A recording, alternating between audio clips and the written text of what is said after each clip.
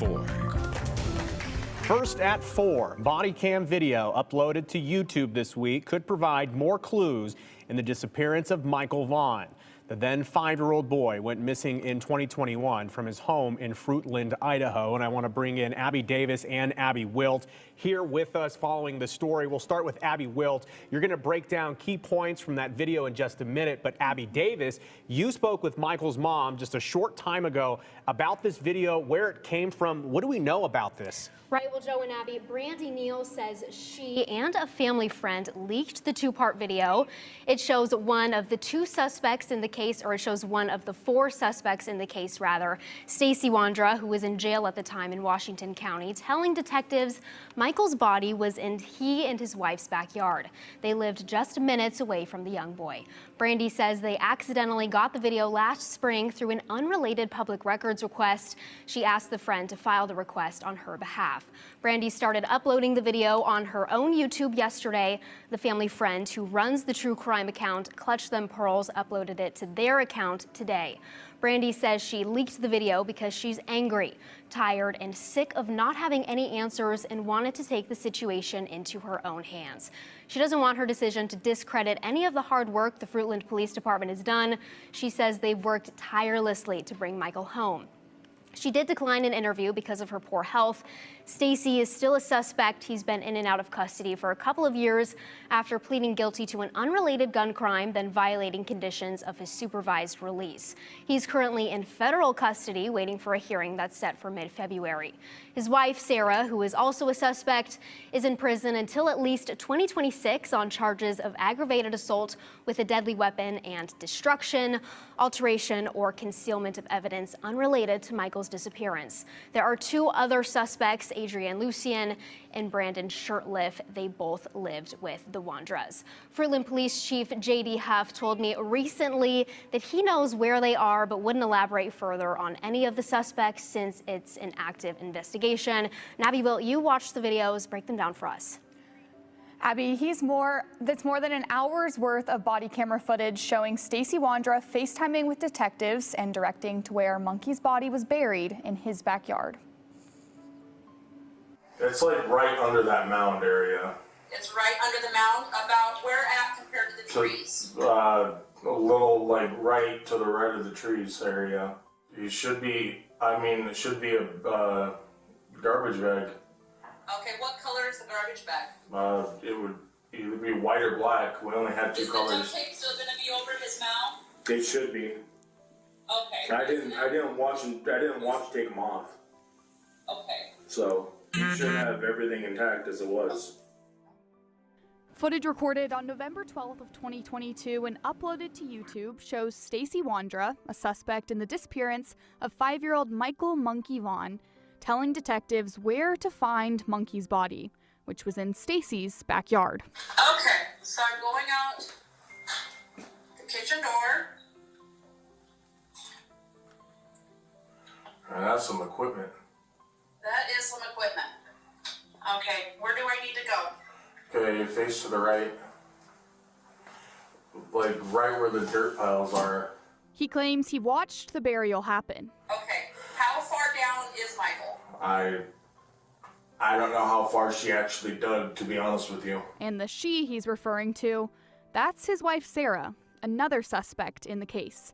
Stacey says Adrien, a 3rd suspect, was also there for the burial. Give me an approximate time frame it took her to dig and bury. I don't know, I'd say probably between a half hour to an hour-ish, I want to say. I think Adrien was helping her, if I'm right about that. Adrien's pretty, Brandon wasn't anywhere around that. But I know Adrien's, pretty decent, skinny dude, so he's, his abilities, and he's taller, so his abilities are a little more, spread open, wide open than. And Brandon, a 4th suspect, wasn't there. But Stacey says Monkey's body would likely be in Brandon's yard if they didn't find the remains in his and Sarah's yard. If he's not in that backyard, is go to Cuna to Brandon's house and check in the backyard by the tree area. Stacey insists he had no participation in the burial when detectives told him his wife Sarah said he did. Sarah's made comments too, however, hers were that you were the one that did this. Oh my God. Yeah, I had no. I can't even mow the yard. Do you see me digging a hole that big? I mean, I can barely walk as it is. So I mean, there's no way I have the energy. Like I said, Sarah, could have done something with it when I wasn't home. Knowing that she knew that I had seen where she was digging.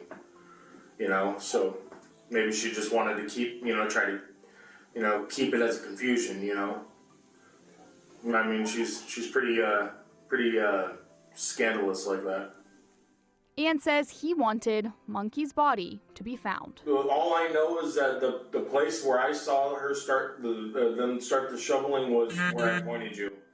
But tear up the whole yard. I mean, I'm giving you guys what I got. I mean, that's the best I got for you. I wish I could tell you, yeah, it's for sure over to the left. I mean, what I've gotten for sure is from where I told you guys. Trust me, I want him home. I want you guys. I want him to be found. I'm distraught. Like I want this. I want this to be done and over with. This family suffered way too long, and And we do know that one of those 4 suspects in the case has reached out to the Fruitland Police Department today after that footage was released. Well, we will continue to follow this story, Abby. A pretty surprising development here. We'll continue, though, to see what happens and what response there is from law enforcement. Abby, we'll check in soon. Thanks so much. Why did you guys, when you came back, why did you come back here?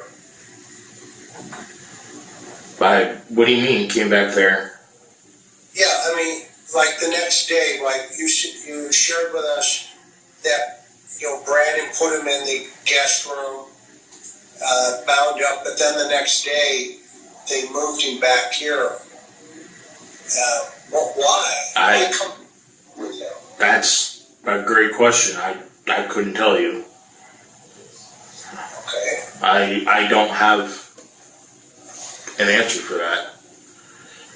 What vehicle did they use? She left me with a Lexus, I believe, that day. So it would have been her vehicle. Brandon, Buggy wants to know, where's Michael? Come talk with me. Tina,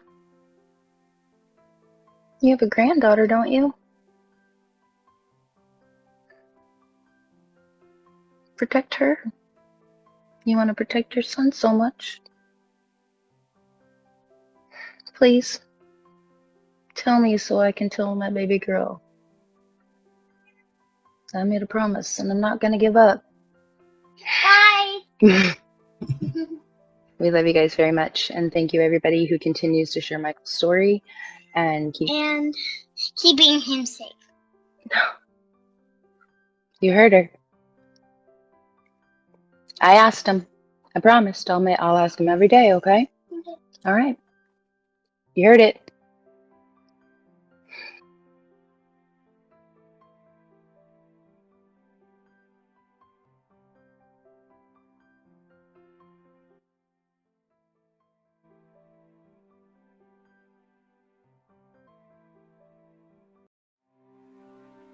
I need you to see his beautiful smile. I need you to see how happy he is. That smile was one of our most favorite camping trips. He got to see his first beaver dam, and he got to catch so many frogs that day, and he was so excited. His beautiful blue eyes. He was so happy that day because I promised we would go get ice cream cones. And he laughed so hard because his baby sister got to have her first ice cream cone, and it was everywhere. We got to play at the park that whole day. It was warm, it was sunny, and we played catch, we played football until it got dark. I need you. I need your help, please. We need him home.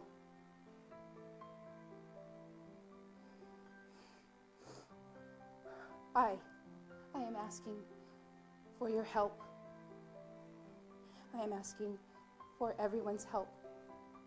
Please, please, if you know anything at all, if you know something, please, I am begging. This is my baby. This is my son. I need him home. I want him home. Please, I need your help to bring him home.